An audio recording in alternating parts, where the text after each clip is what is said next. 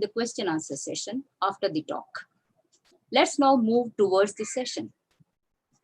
Gut health is the key to overall health of an individual, which largely depends on the microbiome, an integral part of it. Thus, gut microbiota plays an important role in the health of the host due to its nutritional, immunological, and physiological functions. In the recent times, especially during the current COVID crisis, there is an increasing awareness of the need for good nutrition to maintain strong immunity and also to prevent or manage the other clinical conditions.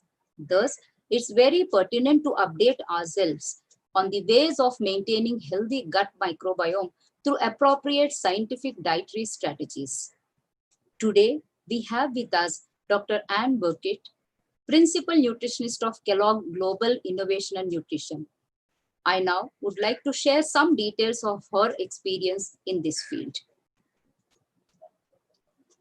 Dr. Anne Birkett has got over 30 years of professional experience across industry, government, and university settings. Prior to joining Kellogg's, Dr. Birkett has worked with Prior to moving on to the current position, Dr. Birkett has worked with Kellogg initially as Senior Director, Global Nutrition Science and Pipeline Research for 6 years, and currently she is now a Principal Scientist, Global Innovation and Nutrition. Prior to joining Kellogg, she had an impressive professional journey, starting as Technical Officer at Deakin University, thereby establishing her career in research by working as Research Scientist in Food Science Australia, Business Scientist and Nutrition Science Manager in GTC Nutrition, currently known as Ingredient. She has focused her research on various aspects of gut health and gut microbiome and published several papers in peer-reviewed scientific journals, including research as well as review articles in the areas of foods, fiber, gut microbiota, and gut health. Her research interests are widely varied, but highly concentrated on fibers, resistant starch in health, and their contribution to meeting the nutrient goals. So she is focusing her attention on the dietary approach, which is of great interest to all the nutritionists over here. Friends, today she is here with us to share her valuable expertise on grains for gut microbiome health and from the dietary perspective. On behalf of all of you and also on behalf of our chapter, I now extend warm welcome to Dr. Anne Birkett to start her session. Dr. Birkett.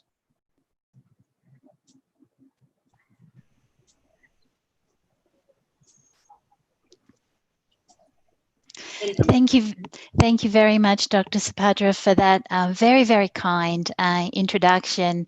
And I just want to start by saying that this is an area that I've worked in for 30 years now. It's an area of passion as well as an area of scientific interest. And I'm so glad to be able to chat with you today because I truly feel that it's only through talking and having dialogue that we can grow together. So I really welcome the opportunity to have the not only the presentation but the question and answer afterwards. Thank you. So maybe if we can go to the presentation, 2 slides down, thanks. And maybe 1 more. So I'm going to start with a perspective that we posted in Nature last year, and I'm going to start with a few ideas from that perspective, which you will hear in the coming webinar. And I'm also going to pose you a question. So I'm hoping that when I pose that question, you can be considering it as you learn more about the microbiome today. Now, the microbiome microbiome is an area of exploding interest. You'll be hearing about it through scientific avenues, through media, social media. You'll be seeing many consumer products speaking to the microbiome. We truly see it as a paradigm shift for nutrition. It's really changing how we think about nutrition and how we think about even how our body functions and how nutrition relates to health. Truly a paradigm shift. So we hear a lot about potentially what the microbiome is doing for our health and well-being. It's now being linked to so many areas of health like mood, energy level, immune system, sleep, metabolism, and so much more. But really the unknowns are in the details.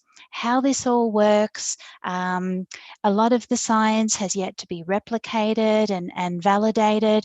So I really encourage you to continue to learn and explore and to really see this as a learning journey. But there really is an opportunity for us as nutrition professionals because what we eat and drink directly impacts the gut microbiome. There is such an opportunity here for us as nutrition professionals. But as we know, our modern lifestyle has reduced the amount and diversity of plant fibers that we eat, particularly grain fibers. So that's what we're here to explore today. And I'm going to pose a question to you that I hope you can consider as we learn through today's journey.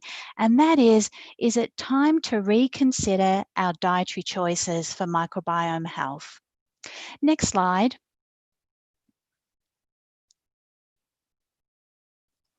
So I've set this this webinar up as a learning tool so that you will have a set of slides that you can take away after the webinar, and you can continue to explore on your learning journey.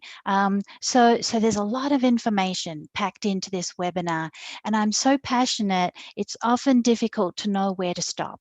So I apologize in advance if I am delivering too much information, but there is so much to learn in this space, and I really want to make sure that everybody leaves this webinar informed about the area of the microbiome.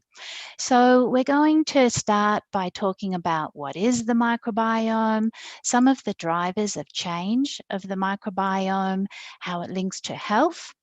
And then we're going to focus on diet, because after all, that's why we're all here today. And we'll focus on things like plant diversity, plant fibers, grain fibers, and we'll talk about where prebiotics and probiotics also fit in.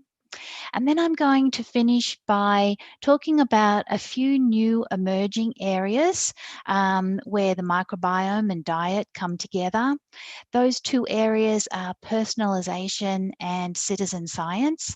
And I'll finish off by recommending some places where you can go and explore further and get some science-based independent information.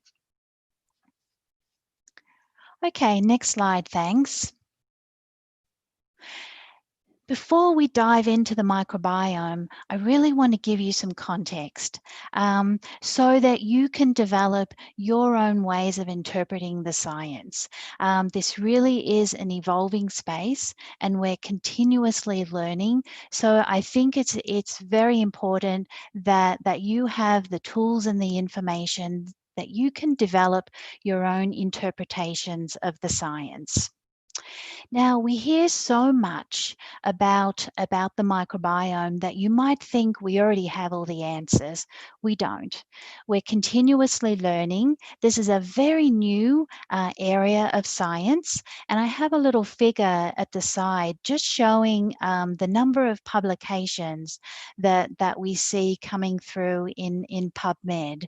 And last year alone, there were more than 5,000 5,000 publications on the gut microbiome.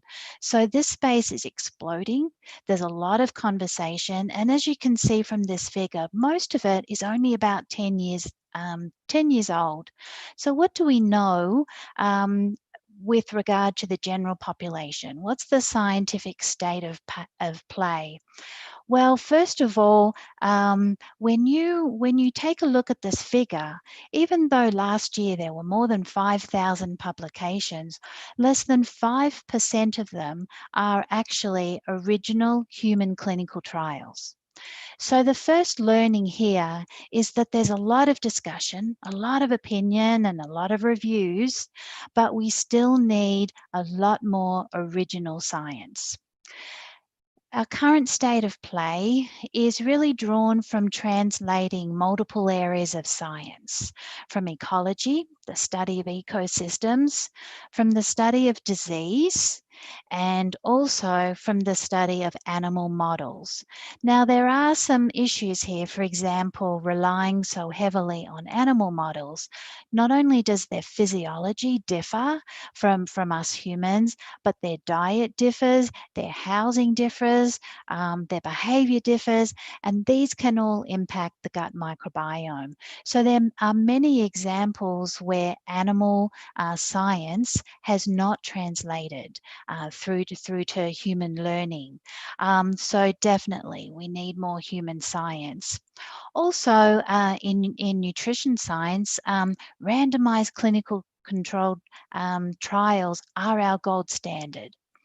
In the microbiome space, though, we're seeing a shift away from RCTs to more observational research, where we're learning from large trials where we have quantity of science is driving some of the learnings rather than that robust, highly controlled RCT that we're used to.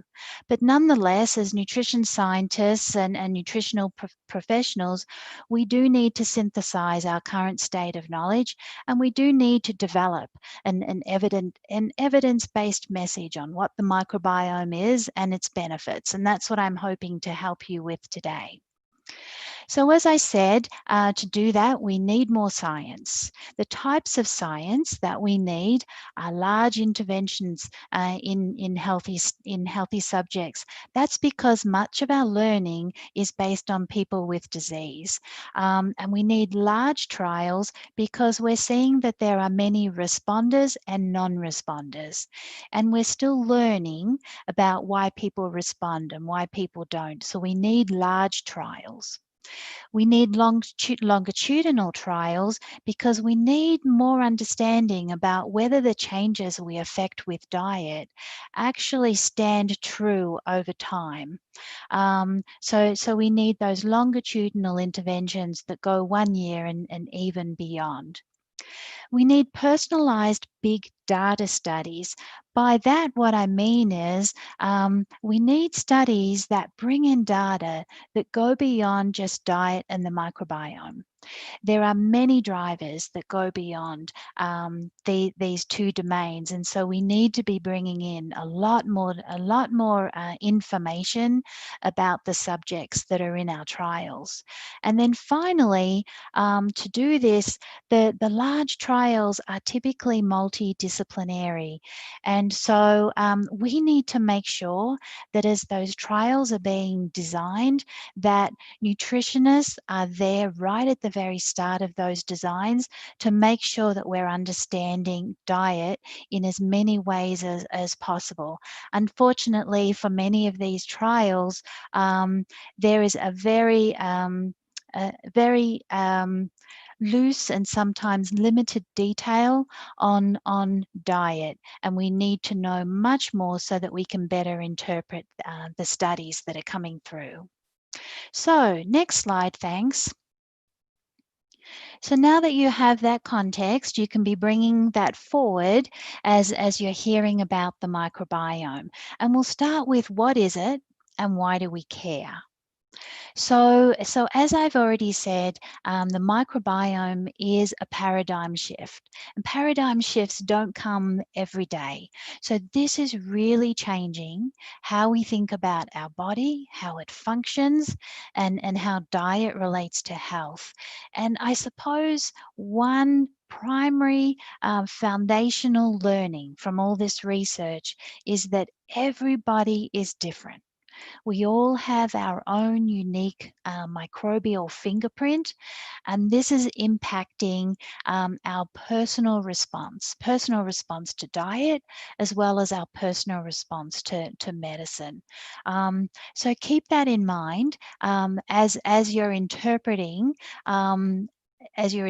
science, and also as you're giving advice.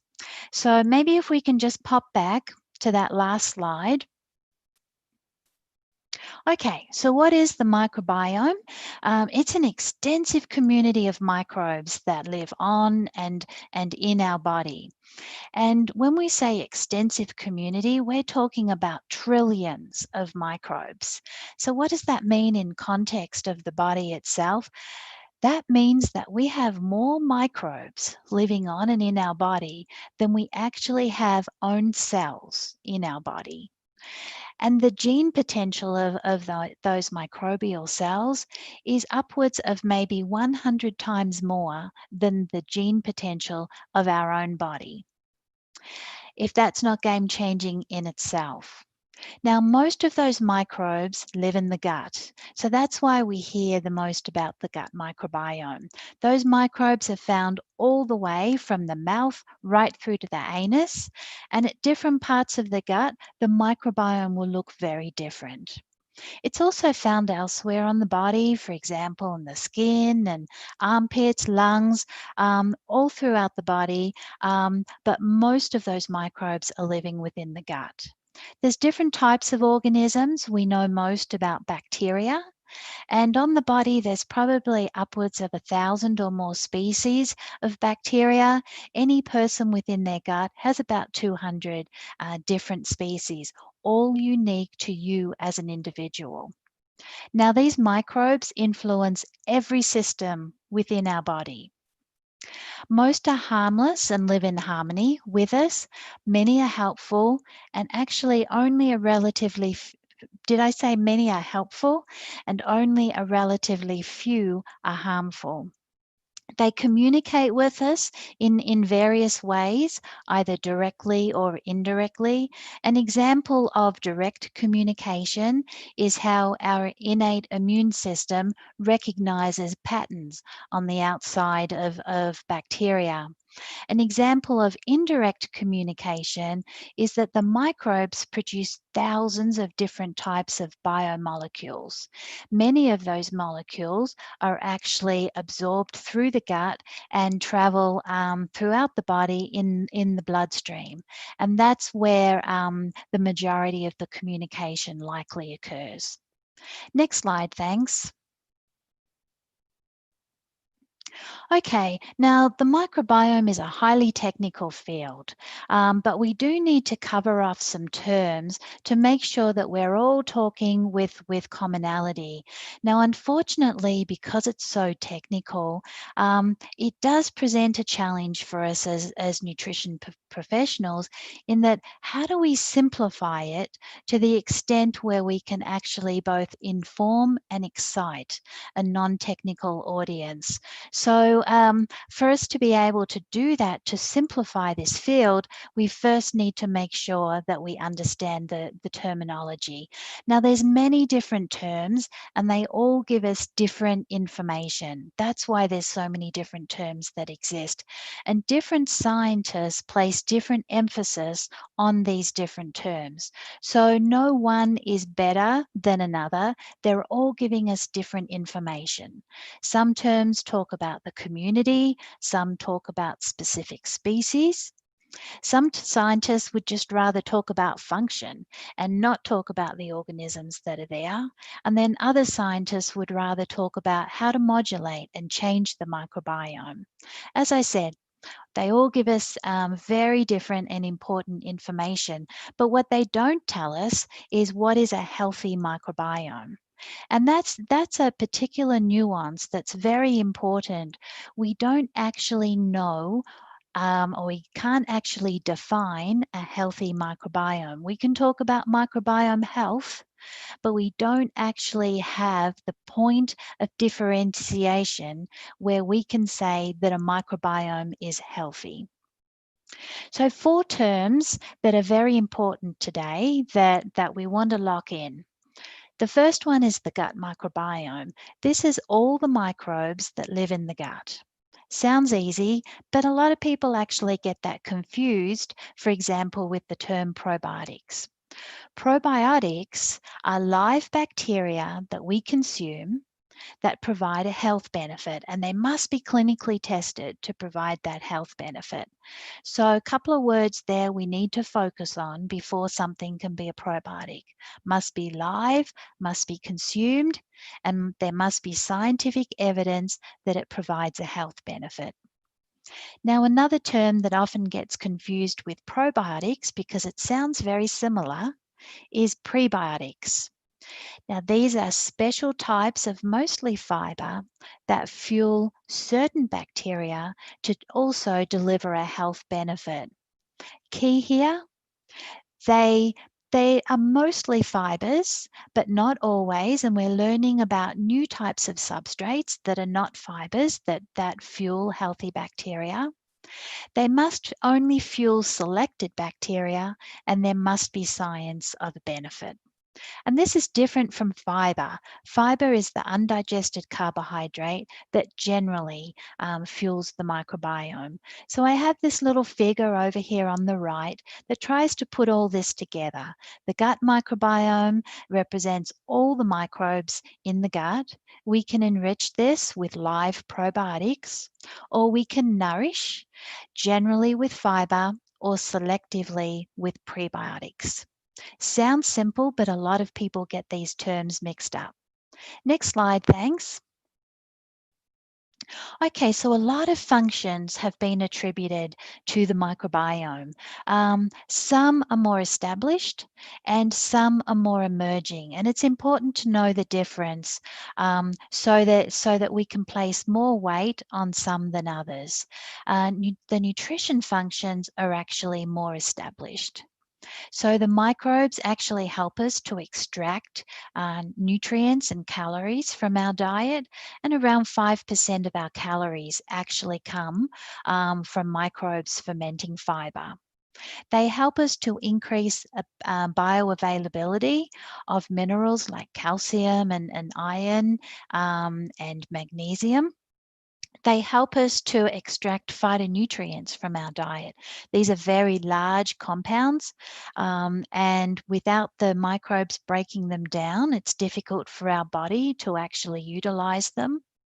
They produce vitamins, for example, vitamin K and different B vitamins. They help with tolerance because they utilize sugars like lactose, and they help with regularity because actually a large part of our fecal bulk is microbes. Now, a large area of function is in the space of protection. A lot of this learning comes from animal models. So we know in particular when we compare animals that are sterile or have no microbiome in their gut versus those animals that are native, that have microbiota in their gut, we know that the microbiome is very important for immune system development early in life. We know that it also helps with immune vigilance, protection against infection, setting up a strong gut barrier. And then also the microbes make the environment a little acidic, which makes it difficult for pathogens to survive, and they also exclude pathogens by using up the nutrition. Now, communication is more of an emerging area, and as I said before, this is largely driven by the biomolecules that the microbes produce. Thousands of different biomolecules. They enter the bloodstream and travel throughout the body to the different systems. So now we have this term axis, and there's a lot of different axes like gut-brain axis, gut-liver axis, gut-adipose axis, etc., etc. So it sounds like the microbiome is touching so many aspects of our body. And you might think, well, how does this happen? Well, think of the gut as a hub. And within that hub is the microbiome. And around that hub is 70% of our immune system, a large neural network supported by a rich bloodstream. So you have this quite diverse, quite massive communication system set up here. And this is actually how the microbiome is interacting with our body. Next slide.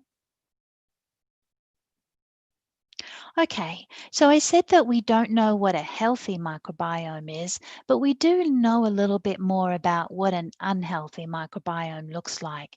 And the term here that we use is diversity, where diversity is linked to disease, our ability to resist challenges, and it's linked to dysbiosis and dysfunction. So when we picture diversity, use the example of a rainforest like I have in this photo here.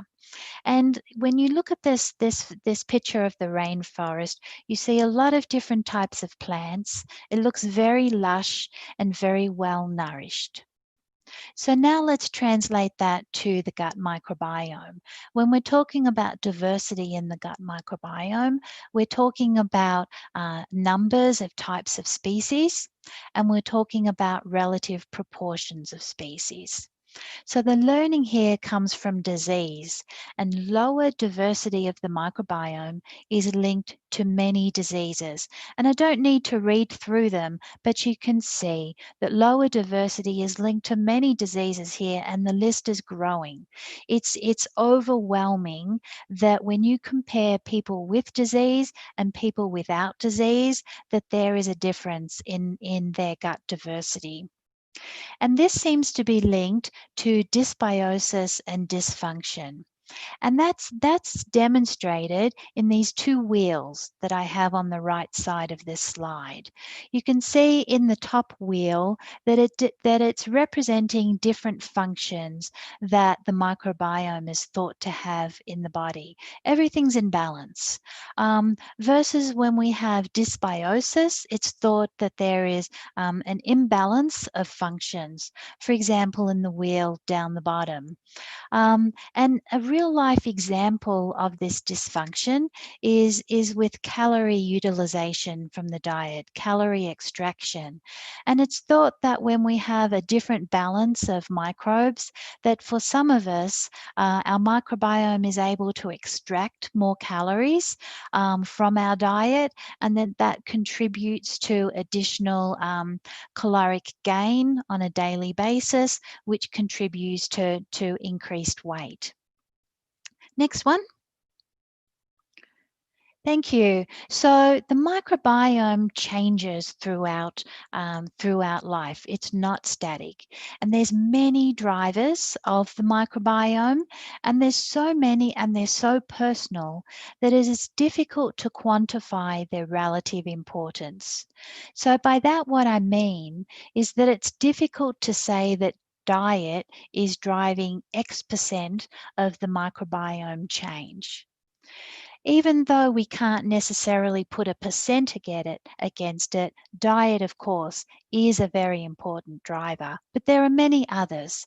And let's talk about what some of those other drivers are. We'll start with the top left, and then we'll go around the wheel. So the way that babies are born influences their microbiome in the early days.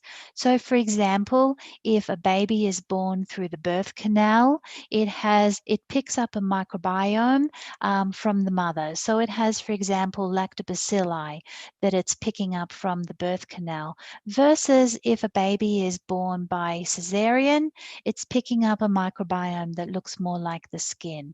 That's important because lactobacilli help to promote early development of the immune system.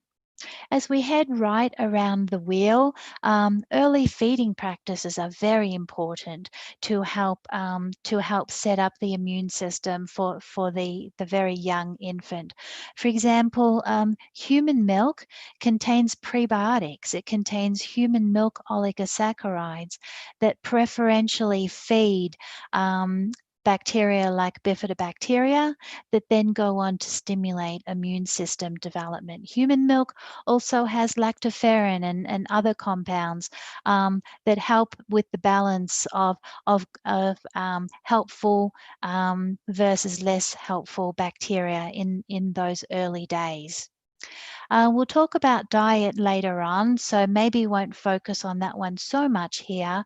Although just to make the point that our food choices, for example, the amount of fiber we consume, the type of fiber, whether we're consuming foods with live organisms, all affect our gut microbiome, as well as our own physiological response to our diet. For example, chewing food more influences the amount and type of food that actually enters the large intestine. And this is work that I did way back at the start of my PhD, looking at the effect of food particle size and transit down into the large intestine. Stress, next one down on the wheel, stress affects our microbiome.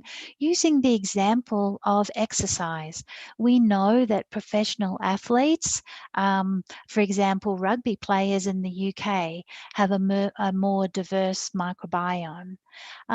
Next on the wheel is disease. This is a difficult one because it's hard to know if the disease is causing a change in the microbiome or a change in the microbiome is influencing the disease. But I'll give a couple of examples of some recent pieces of research here. And just published this year, there was work from the UK which actually showed that some markers from the microbiome were actually better predictors of onset of diabetes than typical markers that we look for diabetes.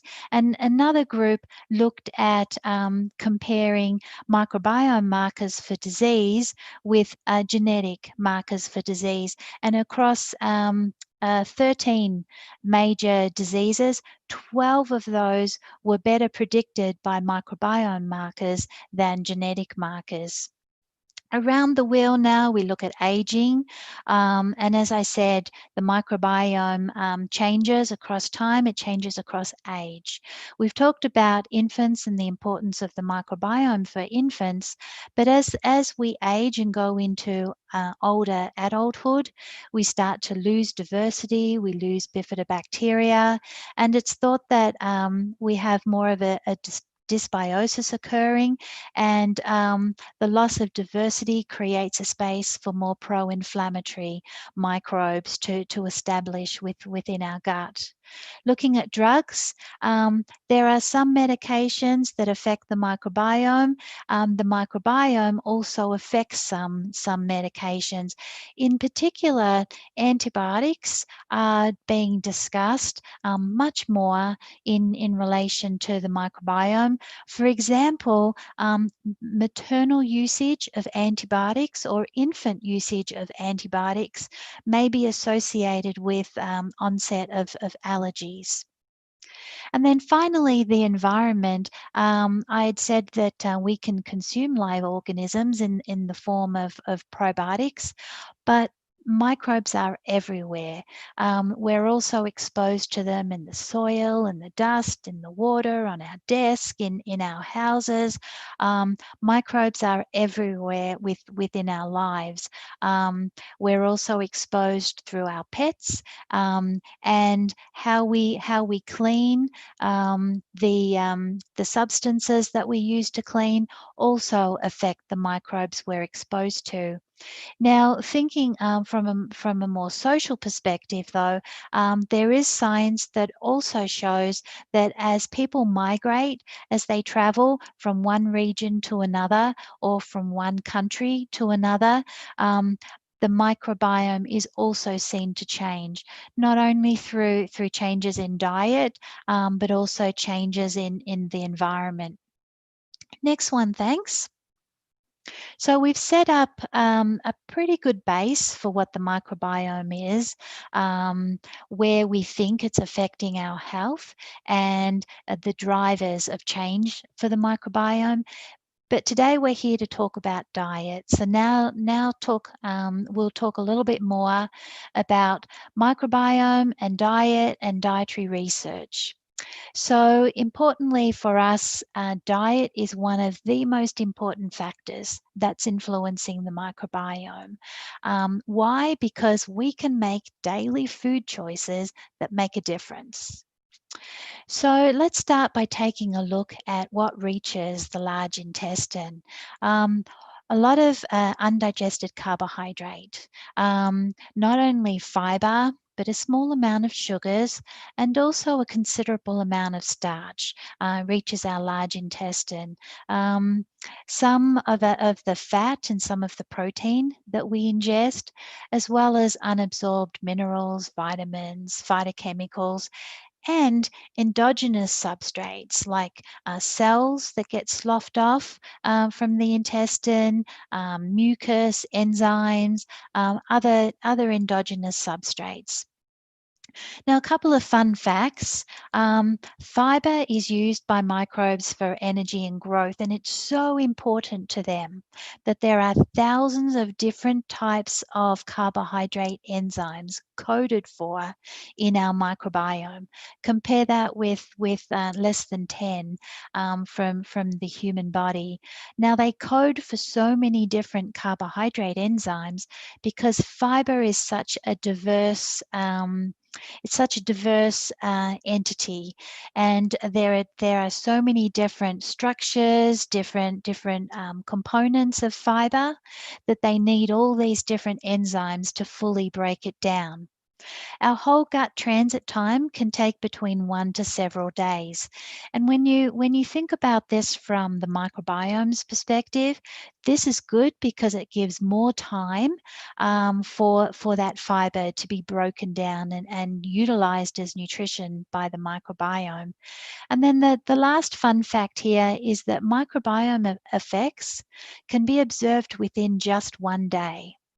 So that really puts things into perspective that we really need to be nourishing the microbiome on a daily basis. Next slide, thanks. Okay, nope, one back. There we are. So there's now a lot of diet research that's showing the importance of diet for the microbiome. And in particular, a lot of that research is placing importance on plant-based diets. The research falls into 3 different categories: diet patterns, whole foods, and ingredients. And I've given you a list of all 3 so that you can see the extent and the type of diet-based research.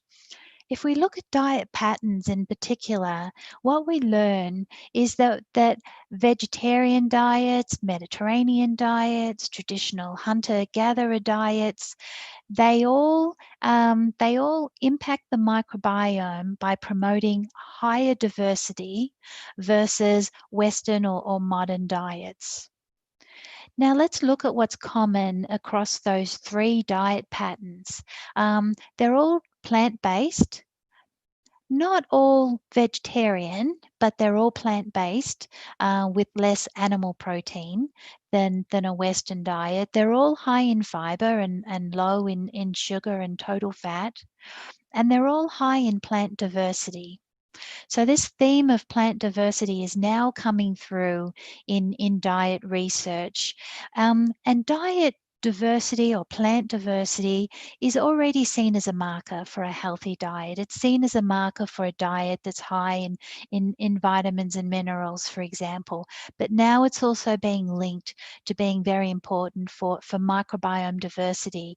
And there was a very large study of more than 10,000 people that was published about 2 years ago that was able to use this large data set to show that eating more than 30 types of plants per week is actually positive for promoting higher microbiome diversity. Next slide, thanks. So it's worth just diving into this idea of plant diversity just a little deeper, because as you read the science on diet and the microbiome, this theory is coming through more and more. And the theory is that plant diversity and higher fiber diets is driving microbiome diversity. Now, with modernization of the diet, we're losing plant diversity and we're losing our fiber intake. And the theory teaches us that as we lose this plant diversity, we're losing microbiome diversity. And as we lose microbiome diversity, we're losing microbiome species. And we know this because several scientists now have collected fecal material from traditional cultures, for example, in Venezuela and in Africa, in Tanzania, and they've compared the fecal material with various Western cultures. And what they've found is not only a difference in diversity, but that many species are actually now extinct. So there are scientists now who are looking to see whether we can actually reintroduce these species, or whether the ecosystem has changed to the extent that it's now going to become difficult to reintroduce these species that we've lost. So it's very important that we think about plant diversity and the consequences it's having on the species and the functions in our gut microbiome. Next slide, thanks. So I've talked a lot about fiber, and this rather dull ingredient is now getting a new spin. It has a new story about its importance for nourishing the microbiome, and not only is it important, it's essential. So what happens if the microbiome doesn't get enough fiber? Well, we've talked about loss of species. Loss of species potentially cues a loss of function. I say potentially because there's a lot of redundancy in our gut microbiome. Different species have similar gene potential. So it's a theory that we will lose function, but we really need to prove that out through validated science. And we know that when there isn't enough fiber, the microbes will find alternative sources of nutrition. Two places they'll go are to start using the mucin that protects our gut epithelium, and also to use more protein. When they use more protein, and remember when I talked about the dietary components that enter the large intestine, and I talked about around 8% or so of our dietary protein reaches the large intestine.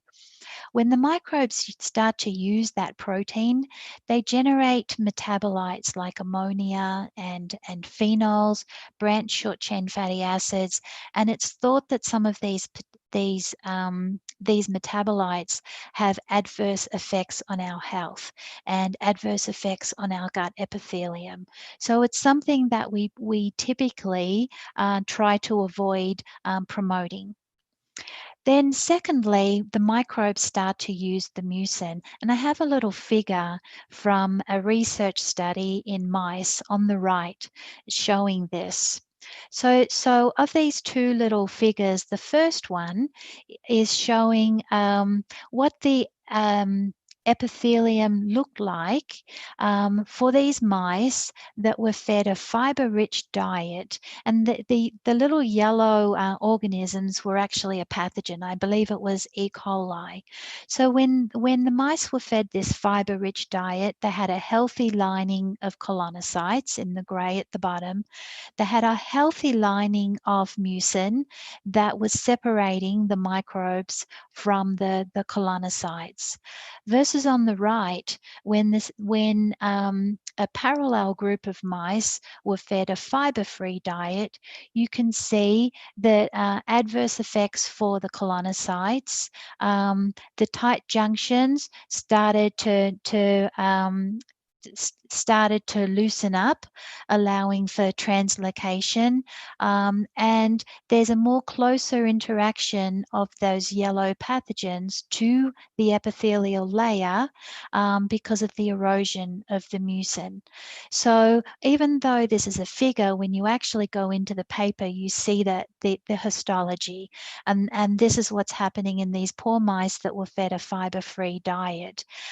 So the implications here are dysbiosis, impact on gut barrier function, consequently inflammation when we get translocation of these pathogens through the gut wall, and also harmful metabolites being produced by the fermentation of the dietary protein.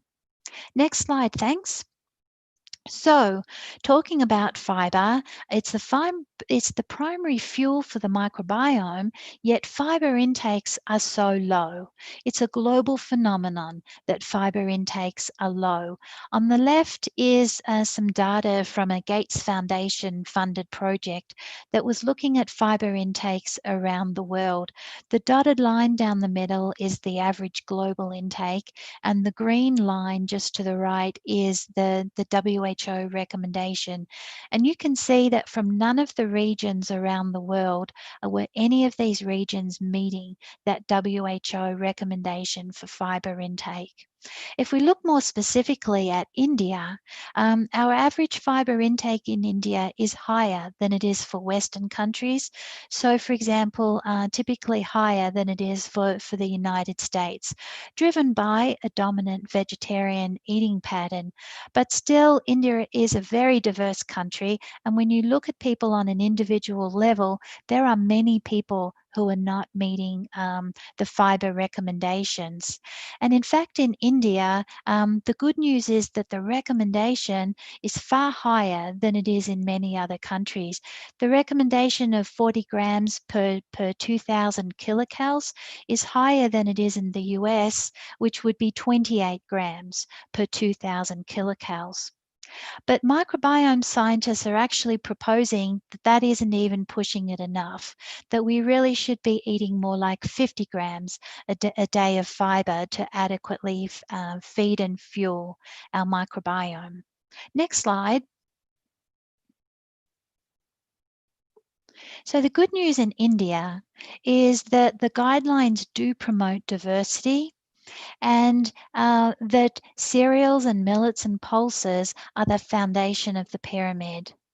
And the good news also is that the leading sources of fiber are grains, vegetables, fruits and nuts.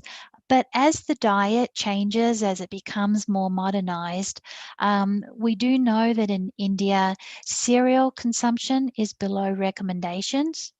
Cereal consumption is declining, and modeling teaches us that it's projected to decline further. So what do we think are the consequences for microbiome health with this declining intake of cereals? Next slide. Okay, so we already know that grains are very important for health. And particularly when you think about fiber that's coming from grains, fiber is one of the most consistently promoted ingredients. Where some other ingredients or some other nutrients like fat tend to have good days and bad days in scientific research, fiber always has a good day. When we go back as far as the Greeks, people like Hippocrates saw the importance of fiber from grains for regularity. When we look to the last century in the 1960s, the dietary fiber hypothesis actually came from Dennis Birkett's study of the high fiber diets in Africa and the association with lower prevalence for chronic diseases. So that was actually the underpinnings of the modern dietary fiber hypothesis. And then a couple of decades later, when researchers went back and looked at the diets that this hypothesis was based on, they actually uncovered that there was also a lot of resistant starch from grains in these diets, and that the fiber intake was actually even higher than Dennis Birkett thought. Now, since then, grain fiber consumption has been consistently linked with reduced risk for chronic disease, and grain fibers are the most studied fiber type for regularity. So we already have a lot of evidence for the benefits of grain fibers for health. But what about microbiome health? Next slide, thanks. Great. So grain fibers do modulate the microbiota. They change the composition, the diversity, and the function. To understand this a little bit more, Kellogg sponsored a detailed systematic literature review of grains and the microbiome. We looked at 20 years of research in healthy adults, and we found 42 studies in the space of grains and microbiome health. Most of those studies were interventions with wheat, but other grains were also represented: rye, oat, barley, rice, and maize. And importantly, consistently across these grain-based studies, 39 of 42 demonstrated a positive microbiota effect, measured in different ways, but nonetheless positive across the grains and across the studies, observed for all grain types within just 24 hours, with a minimum effective amount of 6 grams of grain fiber. That particular minimum came from wheat. So we learned from this systematic review that we do know a lot about soluble fibers and the microbiome, and an example is chicory inulin, but also there's room here now for us to be promoting cereal fiber consumption for microbiome nutrition. Next slide. So why do we think that grains are good for microbiome nutrition?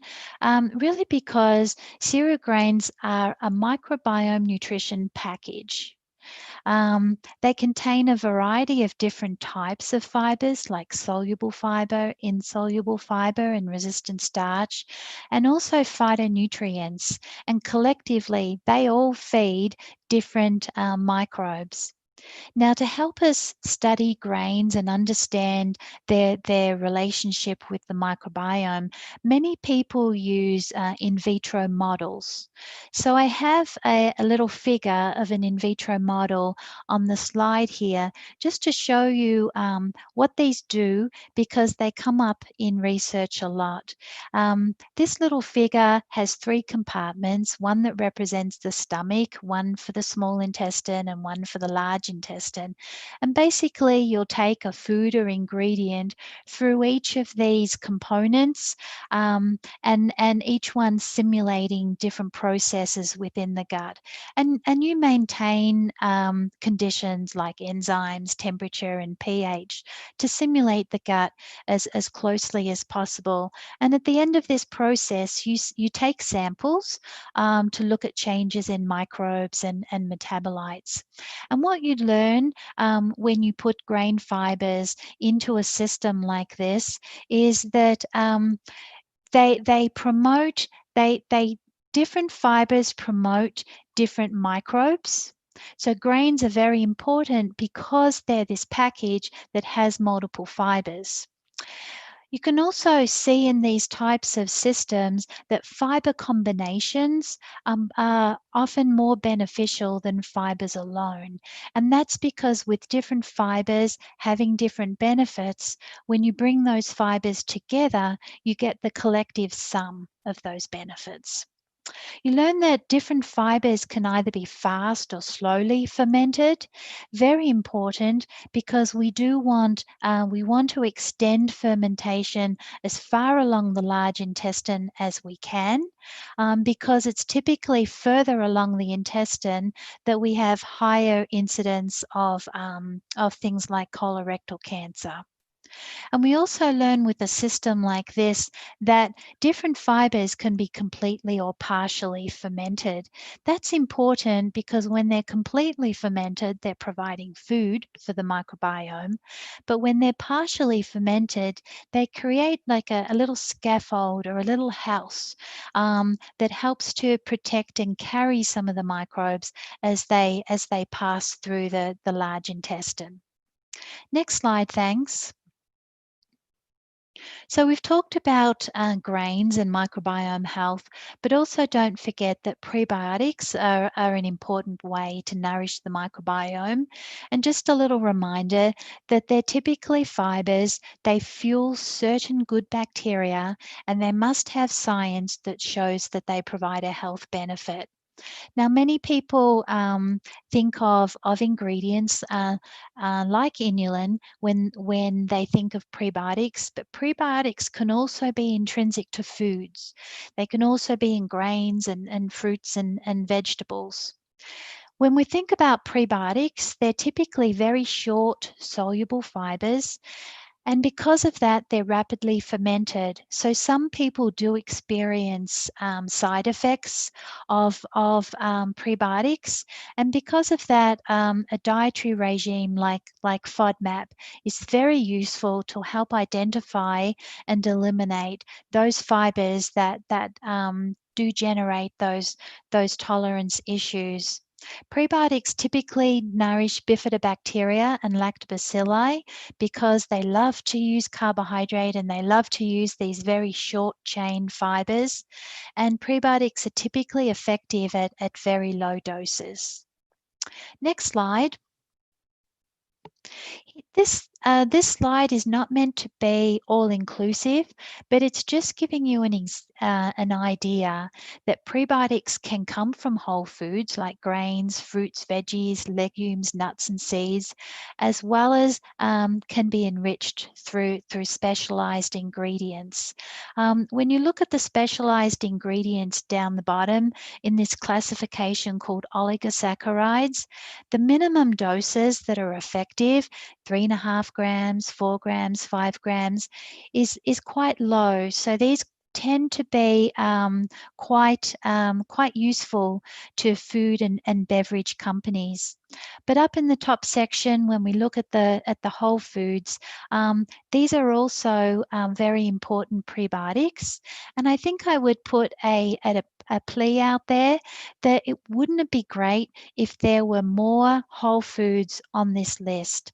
And a prebiotic is only a prebiotic if it's been tested, if there's clinical evidence. So for those researchers out there, let's try and get more foods on that list. Next slide. Now, I said I would finish up by talking about two emerging areas of microbiome research. I think they're important because consumers are now becoming more aware of these two areas and maybe asking us as nutrition professionals what these areas mean for them. The first area is citizen science. This is where citizen explorers are starting to engage with testing agencies to test their own microbiome. They could be doing this individually, or they could be doing it as part of a large crowdsourced project. But how this works is that they reach out to a testing group like Bug Speaks in India. The group will then send them a kit. They take a sample of their own feces, they send it off, it gets tested, and then they get their results back either in the mail or online. The exciting thing here is that citizen scientists are starting to explore their microbiome and get excited about science. The limitations are that we don't have a lot of information about how to interpret the results that come back. And the watch out is for those companies that are over-interpreting when they engage with these citizen scientists and start to help them make different dietary choices. We really don't have enough information to help them with dietary choices. The second area is personalized nutrition. And this stems from the observation that population-based dietary recommendations are translating poorly to individual responses.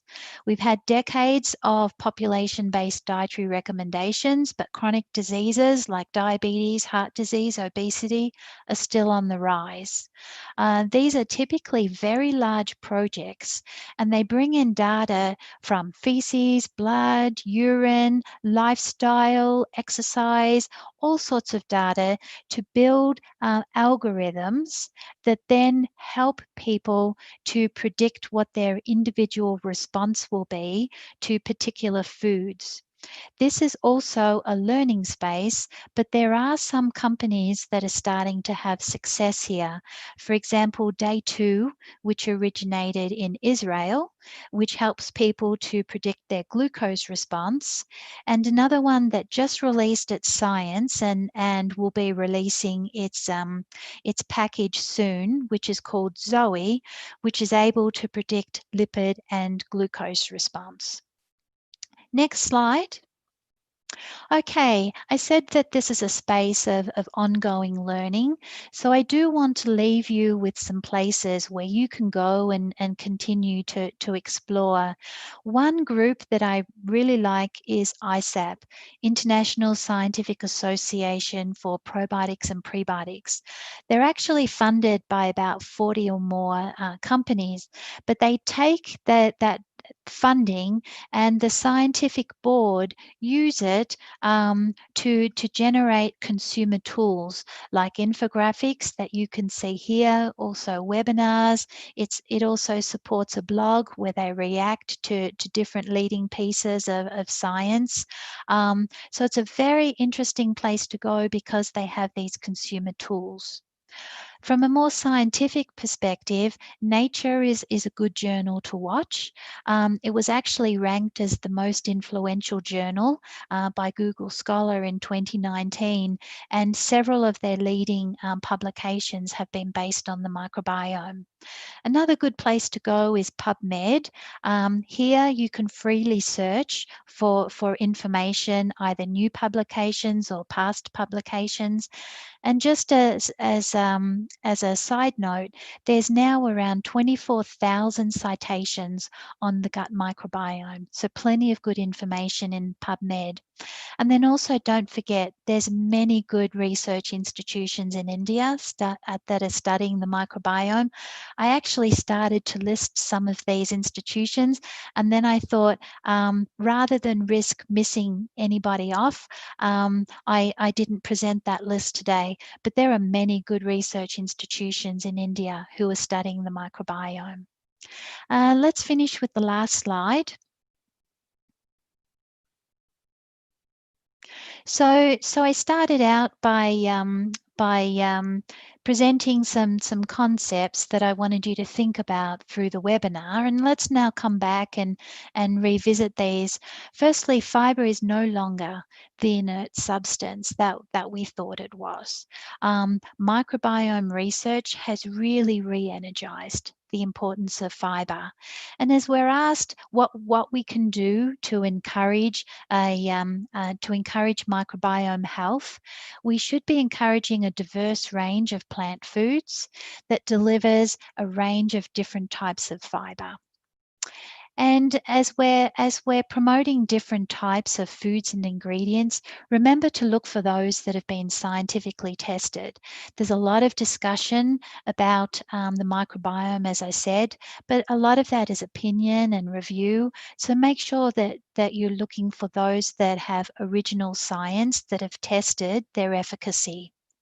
Don't forget, grains nourish the microbiome. They affect composition, diversity, and function.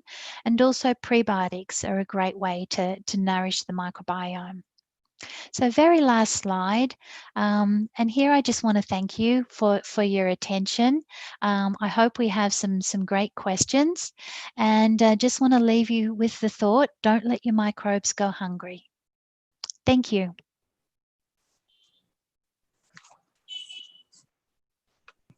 Thank you so much, Dr. Ann, for your most comprehensive presentation. You have really put in widely varied information in your slides. And each slide, as you have announced in the beginning itself, is a power-packed slide, I should say, with a lot of information. It's not just the research that is exploding, but actually each slide of yours is actually explaining.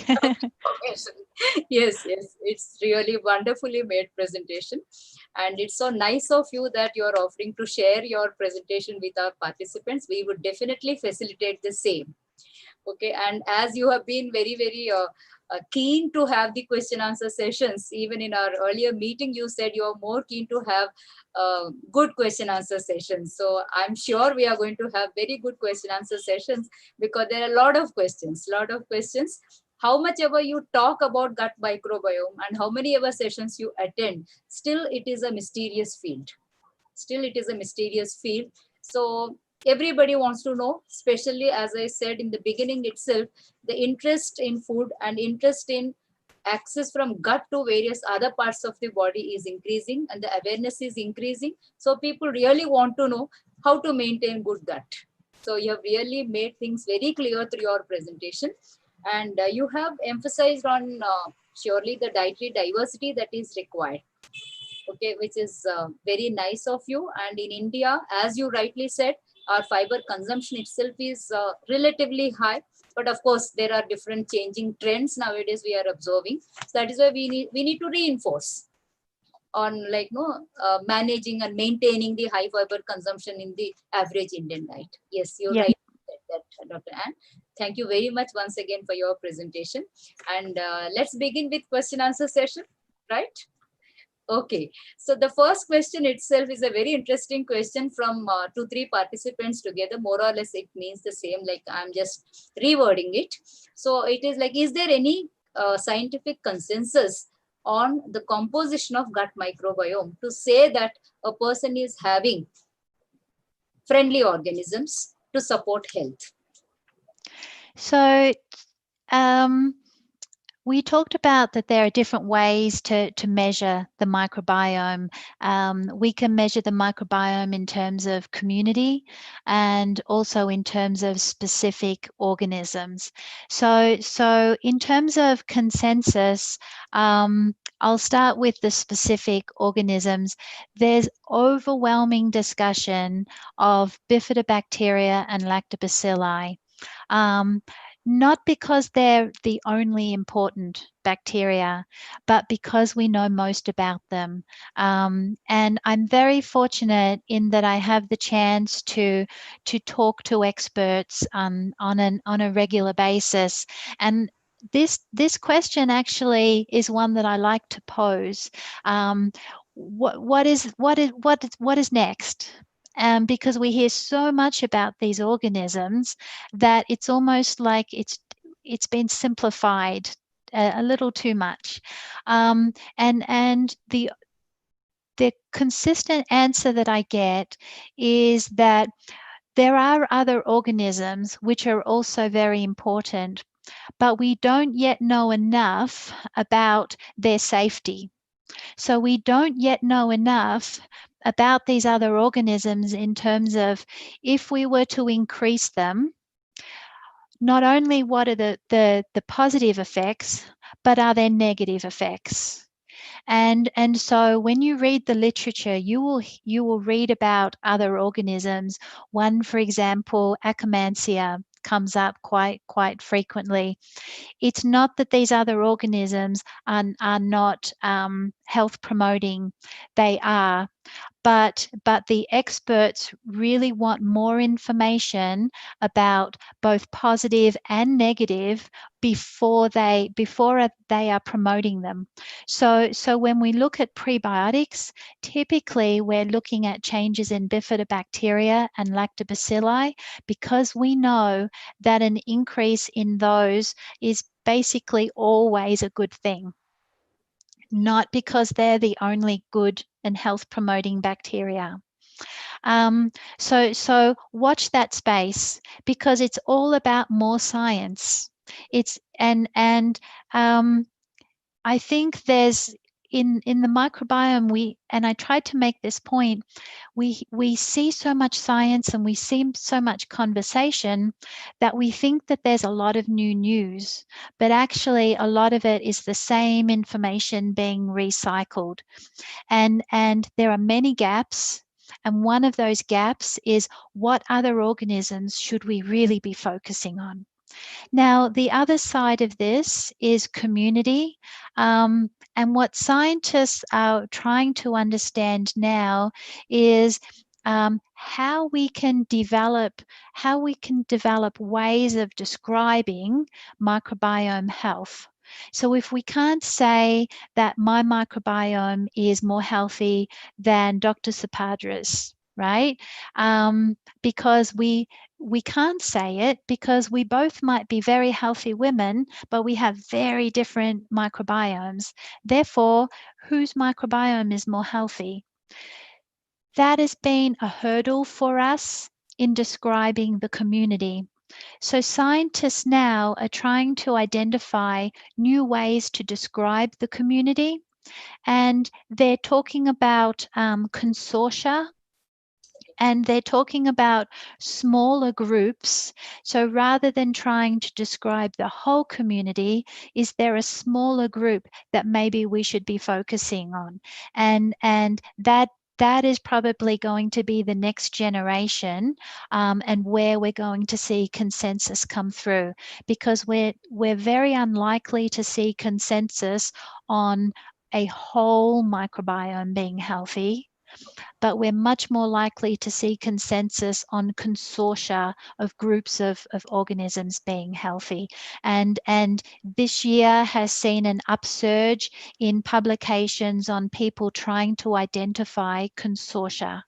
The other thing that scientists are trying to do is identify consortia of metabolites. Remember, the microbiome produces thousands of metabolites. Many of those enter the bloodstream. And so another way of developing consensus is to develop that consensus around metabolites. And there are groups that are very active in trying to identify the consensus on metabolites. And I will take consensus just one step forward. To my knowledge, there's only there's consensus in definitions, right? Which we've talked about the definitions today. But in terms of diet and the microbiome, I've only seen one consensus come through, and that was it was a large piece of work funded by the European Union, and it was called My New Gut.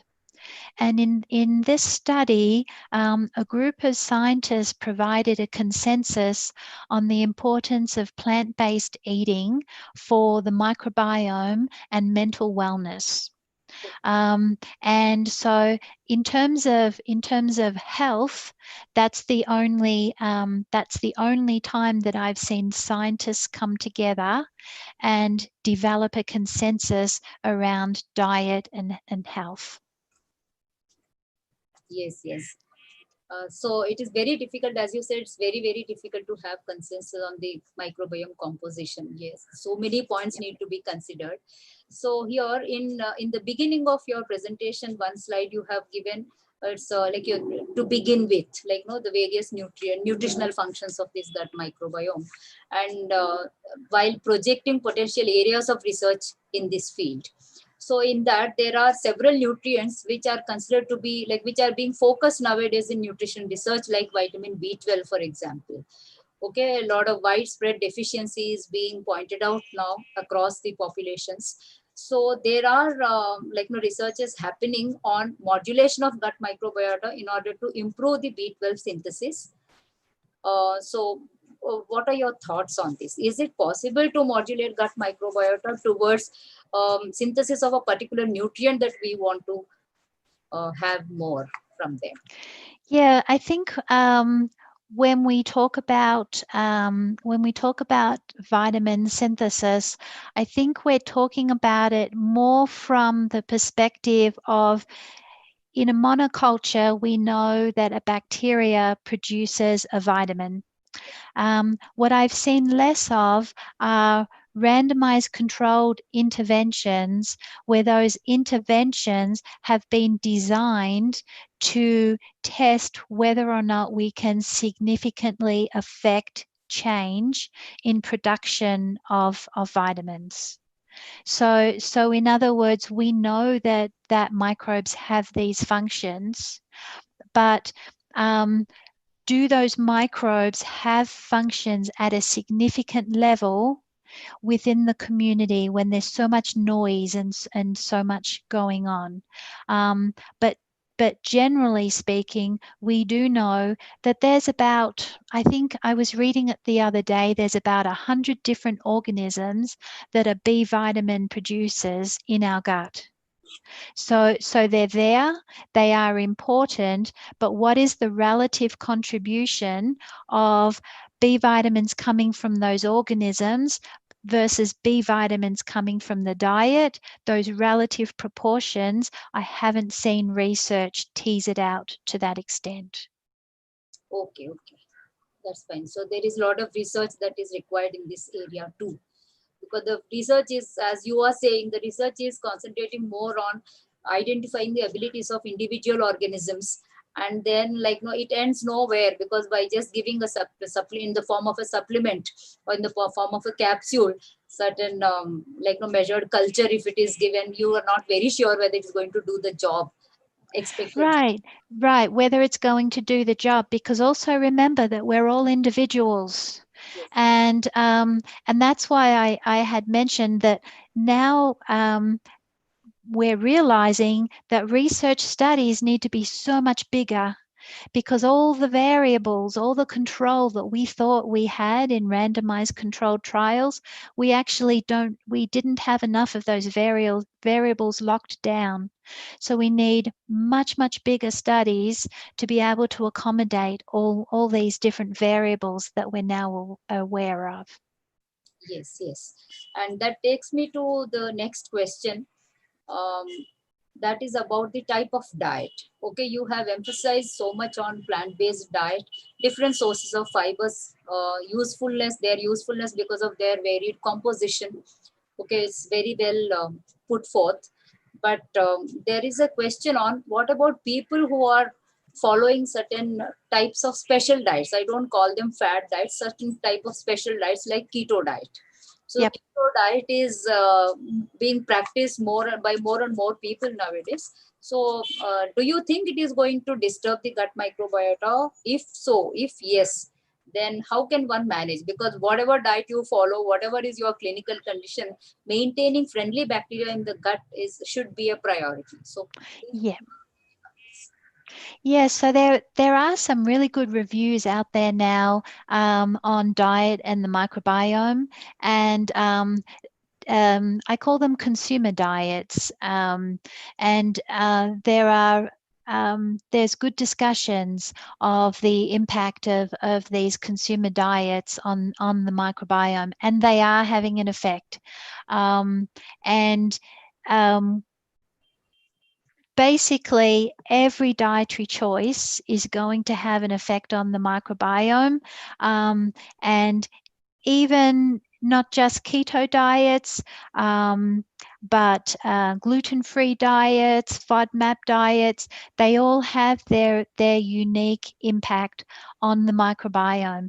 And there are now clinical studies that have been done on each of these major consumer diets. So you can actually go into the literature and you will find people who have studied keto diet and the effect on the microbiome. And it does. It affects both the community level, it affects diversity, and it affects the types of species that are there. We also know that high fat, high protein, high sugar affects the microbiome, and it also affects the gut barrier. So it not only affects the microbiome, but it affects how the microbiome interacts with the body beyond the gut barrier. So there is some good research already out there in this space. Okay, it's better to read up before advocating that diet or before giving any dietary advice to these followers of these particular diets, because there are many dietitians also who might be encouraging or facilitating following of these diets. So they need to be also well read about the implications of this on the gut health and thereby. They really do. And this year is the first year, I can't speak from the perspective of India, but this is the first year that I've actually seen publications coming through that are targeting dietitians. So for example, in the United States, the journal JAND, Journal of Academy of Nutrition and Dietetics, had a whole supplement this year on the microbiome and diet. Very first time I've seen this. So for the very first time, authors are now putting together publications to advise and guide dietitians. And if you would like me to, to give you any background information as to how to find any of these publications, I would be very happy to put together a reference list for you. Thank you so much. Thank you so much. And Dr. Anne, I would like to ask you one more question. Here, whenever it comes to gut microbiome health, we concentrate our attention on the plant foods. Okay, so but there are many populations whose diet is predominantly non-vegetarian, or there are many people who consume as an option, they consume more of non-vegetarian food. So what is the impact of non-vegetarian food on the gut microbiome health? Yeah, and that's why I featured when I talked about plant diversity, I talked about this very large study of more than 10,000 people, where those people were coming from the US, UK, and Australia. So you had a large number of people in that study who were not vegetarian, not heavy plant eaters, and this is the value of these very large studies. And what they found was that for those people who were eating very few plants, and the two extremes that they were comparing was more than 30 plants with less than 10. So we're really talking about the less than 10 here, where for many of these people, there will still be some types of plants in their diet, even if it's largely an animal-based diet. And in this study of 10,000 people, they found very big differences, not only in diversity, but in metabolites and in species, types of species, very, very big differences between the vegetable or the plant eaters and the non-plant eaters. So, you know, the recommendation is to try and encourage plant-based eating where possible. And for those people who aren't plant eaters, to start small. And just encourage them and help them see that there are benefits to the body of eating plants, vitamins, minerals, fiber. But yeah, in that very large study, they found a very big difference between the plant eaters and the non-plant eaters. Yes, yes. In India, I must say we are proud that we have, even there are non-vegetarians, they are not like exclusively eating non-vegetarian food. So they eat a combination of vegetarian and non-vegetarian food. As you rightly said, we need to encourage good vegetarian options also for them in order to facilitate gut health. Thank you so much for that. We have another very important question. Does autobrewery syndrome link to microbiome? Sorry, what syndrome? Autobrewery syndrome. Auto. Brewery. Synthesis of alcohol from carbohydrates within the body itself. So, auto. I don't know the syndrome. Auto. Brewery. How do you spell that? Brewery.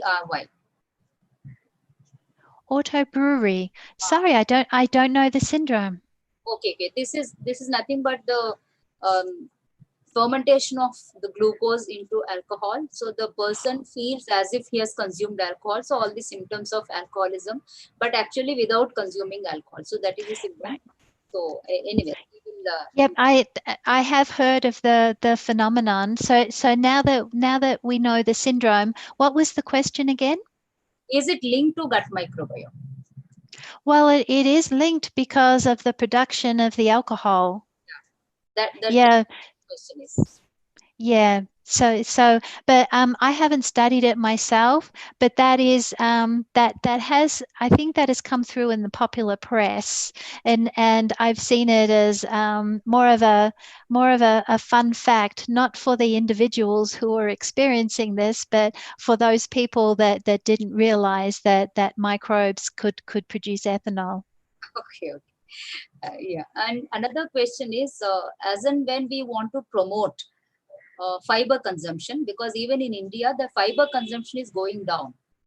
Very drastically, it is going down because of changing food habits. Okay, so when we are trying to promote the fiber consumption through the complex carbohydrate sources, etc., through vegetarian and varieties of vegetarian sources, most often we get the complaint of flatulence. The consumers. It is not only age related. Of course, we know about diabetic gut, we know about aging and gut changes.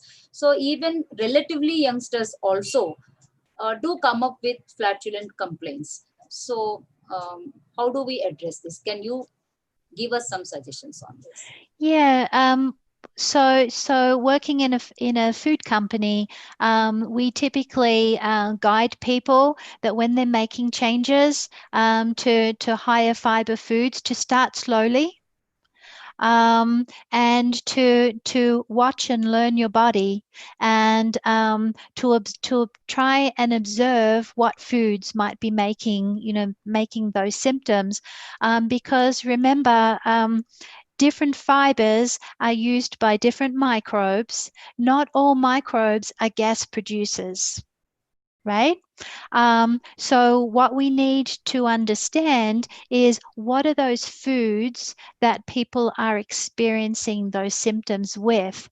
And rather than blame all fibers, to understand which of those fibers are creating those symptoms. To the extreme is the FODMAP diet. So the FODMAP diet, in its extreme, is for people with severe IBS.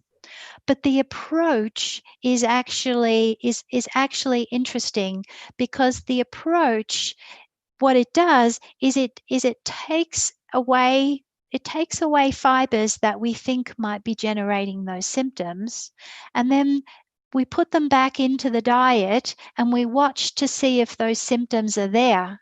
If those symptoms aren't there, we can continue to eat those foods. Or if those symptoms are there in a very small amount, we eat those foods in a small amount. So it's an approach that teaches us to watch what we're eating, watch those symptoms, and not to attribute those symptoms to a whole food group, but to attribute them to very specific foods, and then maybe we may want to minimize those foods. So my suggestion would be start slowly.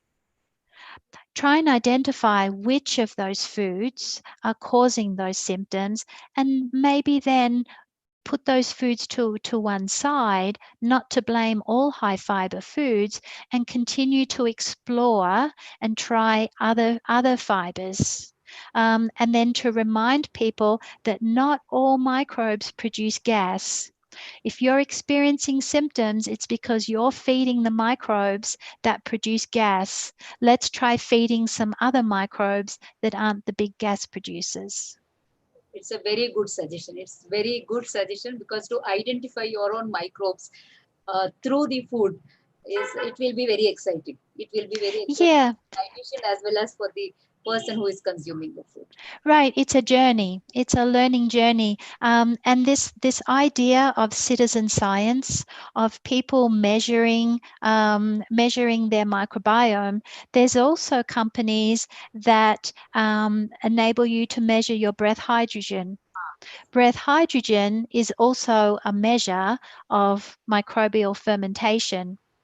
So there are companies where you're monitoring your breath hydrogen that then tells you a little bit about which fibers are causing those symptoms.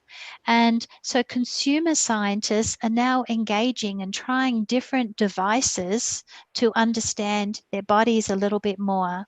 So also a dietitian has new tools available to work with clients to explore their bodies. Yes, it's that much of good rapport is very, very important, but it has to be done with good amount of knowledge in this particular field. With good amount of knowledge, and it needs to be done with guidance by a dietitian, definitely. Yes. Thank you so much. And then there is another interesting question. Of course, to this, I just would like to add on one more point to this suggestion. That is the increasing sedentary activity lifestyle. Like, after eating food, without moving anywhere, just sitting on the chair, or just immediately lying down. So absolutely no physical activity that would promote gut motility. So these are, so in these patients we also have to encourage physical activity alongside with whatever suggestions we are giving with the diet modification. So because that is another aspect which you have also emphasized, that physical activity is one of the factors that might influence the gut microbiota. Definitely. I gave an example of professional athletes, but it's not just professional athletes.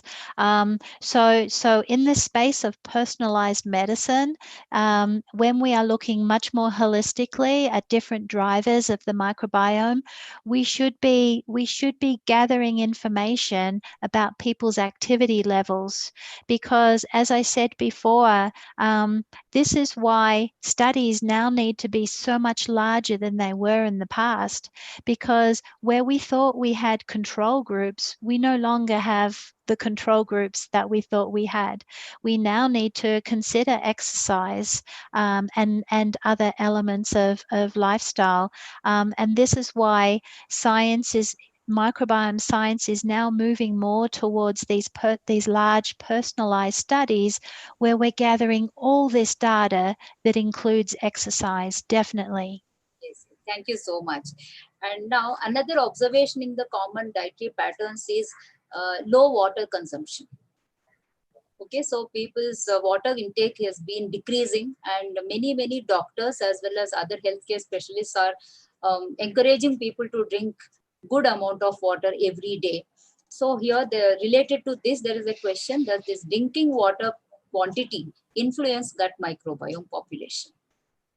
Yeah, definitely. I haven't seen water quantity linked to the microbiome, but nonetheless, when we're encouraging people to eat more fiber, we definitely need to encourage them to be consuming more water. Definitely. And again, that's where the importance of a dietitian comes in, because a dietitian will be thinking about water. So definitely on the right track there. If not for the microbiome, because of higher fiber consumption, needs more water. Yep. Yes, yes. Thank you. And there is another question related to gut microbiome neural network. Yep. So, what is the impact of polyphenols on the modulation of microbiome neural network? That is something that I really have not seen a lot of science. So I'm not saying it's not there. I have to read this space every week, so I stay quite familiar with the science on the microbiome. I haven't seen a lot of science come through on polyphenols and the neural network. Largely because I stay grounded in the food space. It may be in the supplement space, but I stay grounded in food. In food, remember I showed an in vitro model of how people are studying fibers and comparing fibers using an in vitro model that simulates the gut. A lot of the work on polyphenols is still very much in the in vitro models, in understanding how the polyphenols are interacting with different microbes. So again, in my food space, I haven't seen a lot of information on polyphenols and the neural network. Okay, okay. There is another interesting question, because in the recent times, whether it is COVID-19 or situation or any other situation, there are a lot of changes in the working conditions of employees. So it may not be very much possible to follow regular meal timings. Okay, probably this question is hinting at that. So maybe working in shifts or changing meal times, frequently changing meal times. Such things, are they going to influence gut microbiome? Yeah, there's it's something that I've particularly been trying to explore for my own work reasons, is to understand the impact of meal timing on the microbiome. There is very limited research on meal timing, but the information that is there tells us that time of day is definitely important. And what we do know is that the microbiome, it's working all day.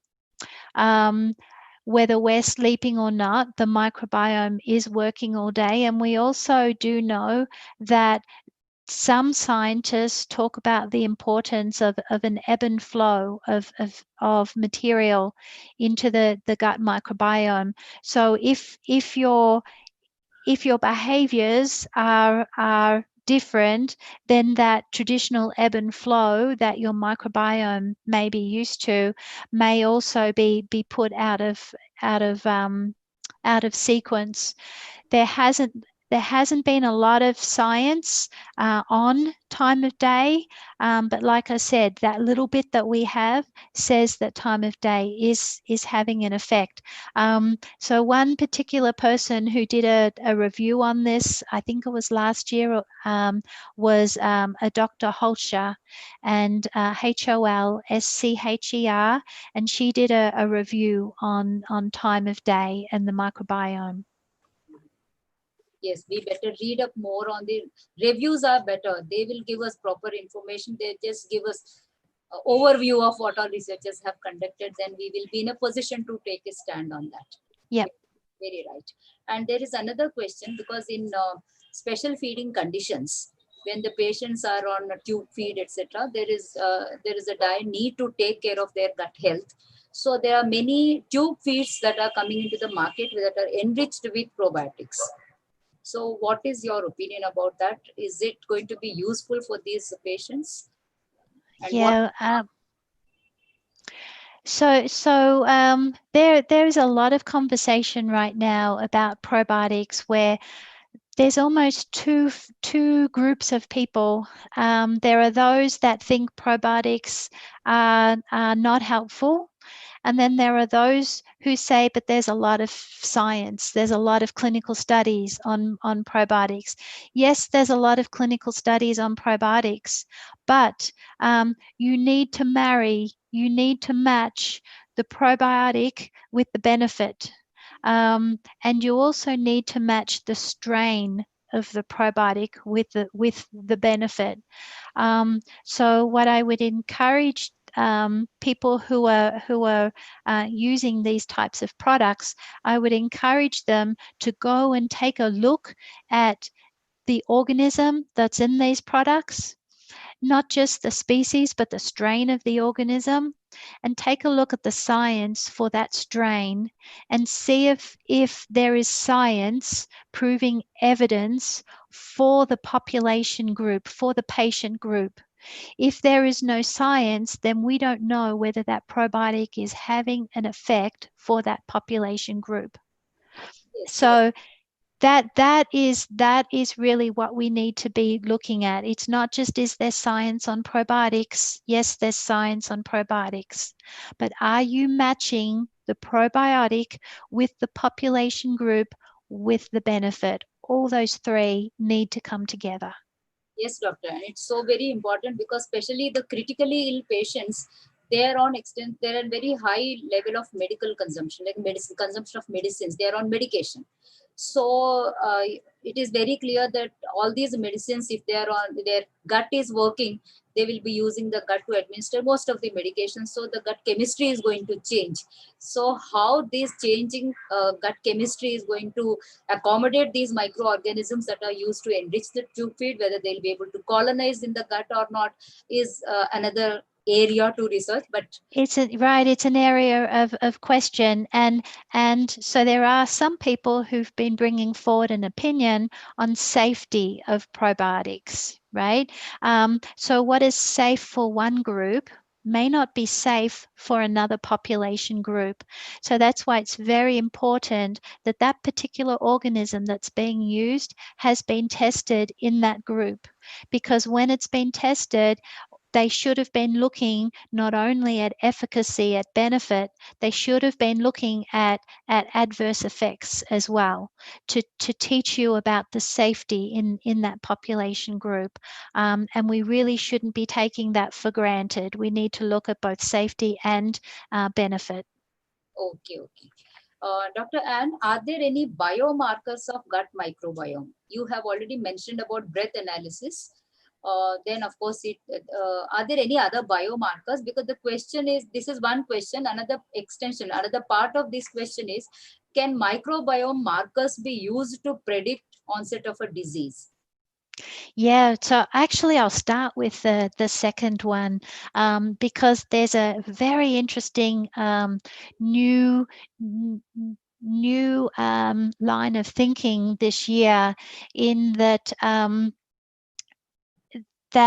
microbial DNA could be used as a biomarker for particular cancers. So to answer the question with a specific example, yes. And then there are many diseases that are being studied. I listed a lot of diseases that had been shown to be linked to lower microbiome diversity. In those studies, in those diseases, they are also looking for microbiome biomarkers.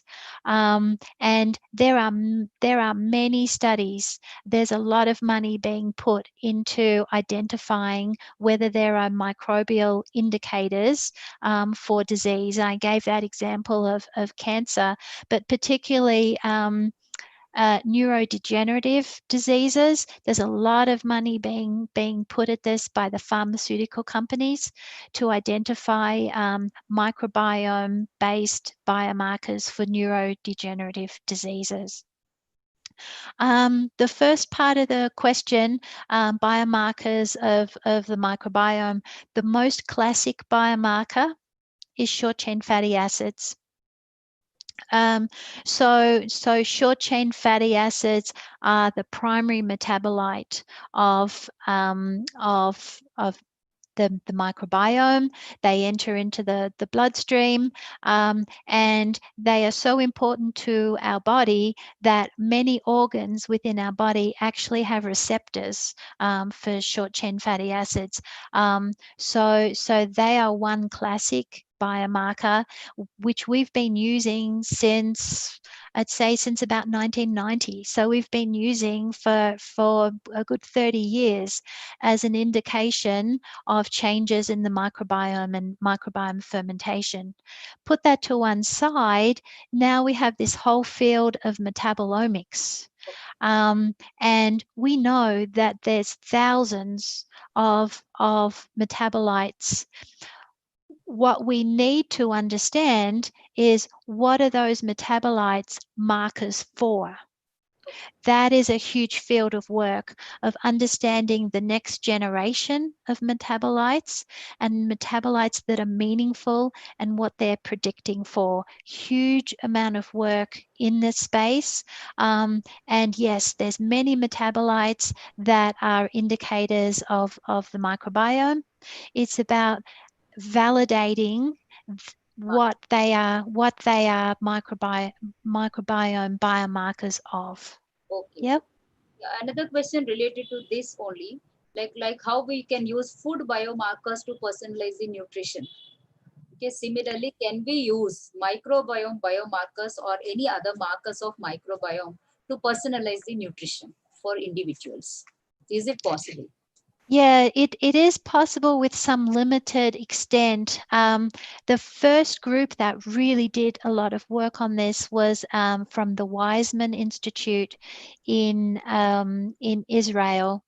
And so they used the microbiome, some anthropometry and some bloodborne measures to develop algorithms that would enable you to predict personalized response. So in other words, you could better predict your glucose response to a food based on an algorithm using microbiome data than just based on your glucose response. Okay. Right? So yes, the microbiome can be used to make personalized choices. The problem is that these algorithms need to be based on data, and we need to be feeding them with more and more data. And we need to make sure that the data is also regional. So for example, it's questionable the relevance of a personalized algorithm that's developed in Israel, Okay. the relevance of that to India, right? With genetic differences, dietary differences, lifestyle differences. So these algorithms that they're built upon probably need to be more regional.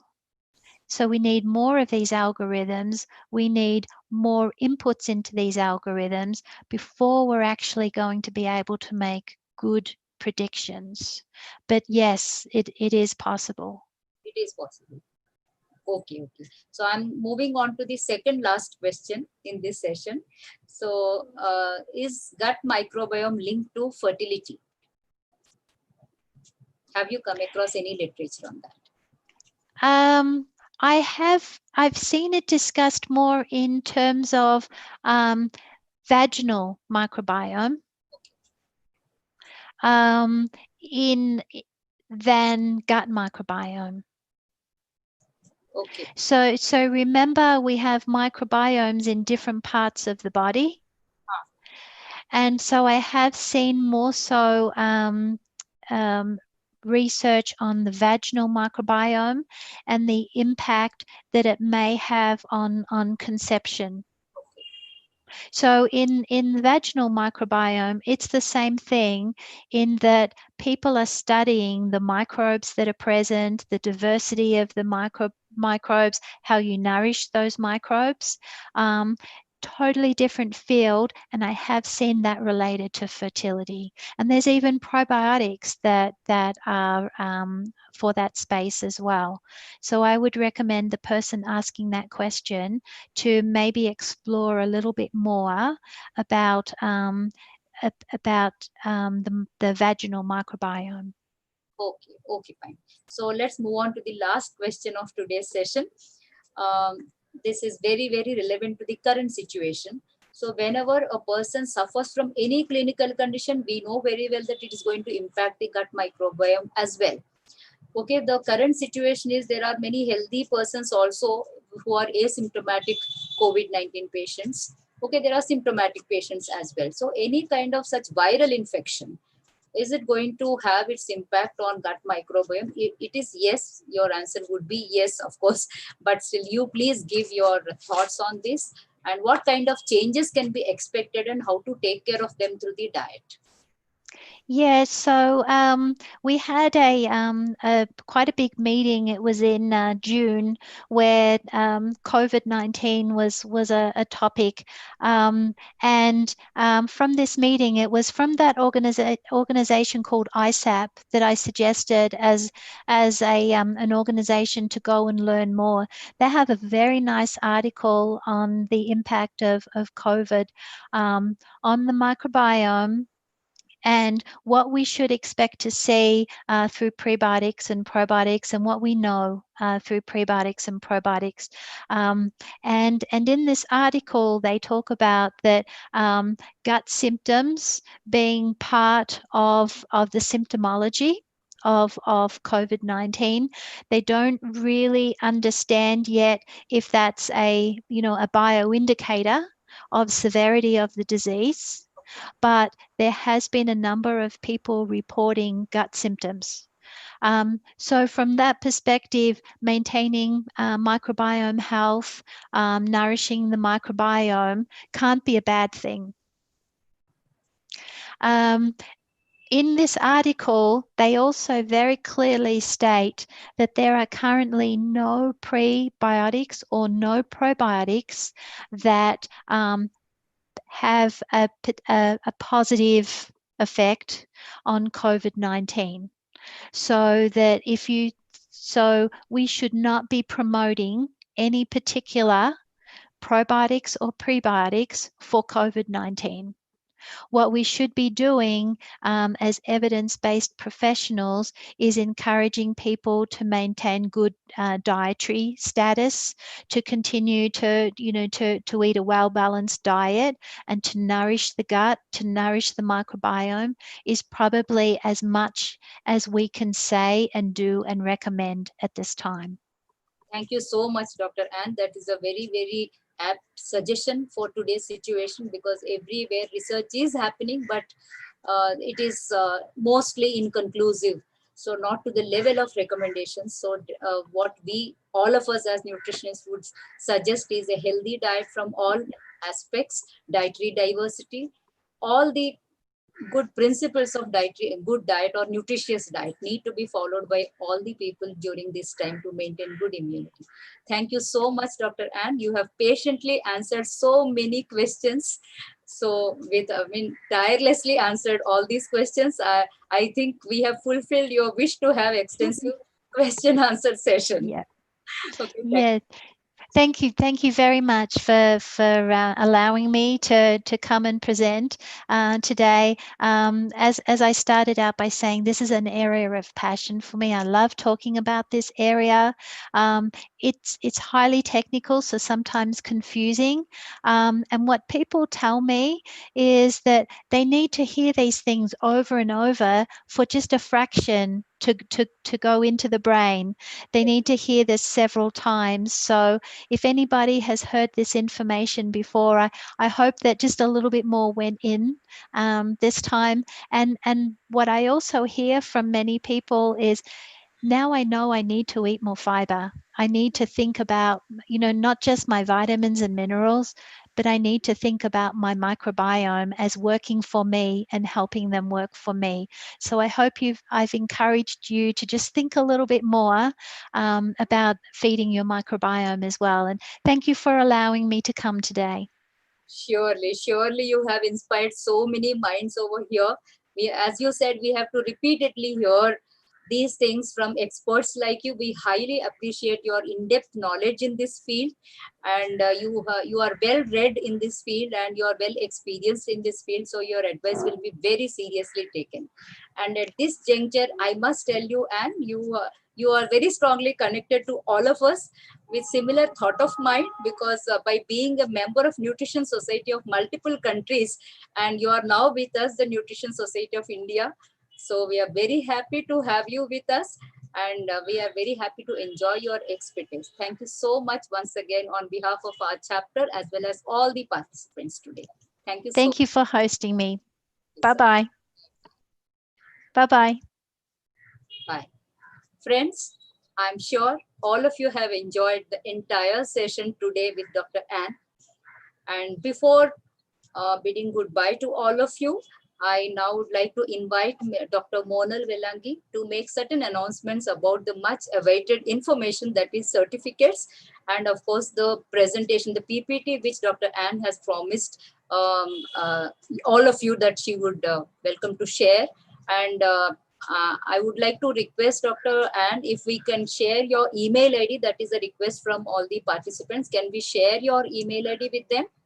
Of course, very, very happy to have any follow-ups that anybody would like. As I mentioned, I love talking to people about this space. So let me know if you have any questions, particularly if there are any references that you would like me to put on your radar. I would be very happy to send that out to you. Thank you so much. So all of you have heard her. We will surely share her email ID also along with you, and we will share the PPT. And about the certificates, I now request Dr. Monal Velangi to make the necessary announcements. Thank you, and bye-bye from my side.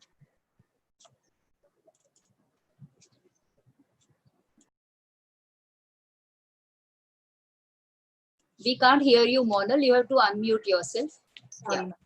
Yeah. Am I audible now? Oh. Yes. Thank you, Dr. Anne, for a wonderful session. It was very informative, and thank you, Dr. Subhadra, once again for lovely moderation. So here we are towards the end of the session, and we will make some few very important announcements regarding the e-certification. Let me share my screen.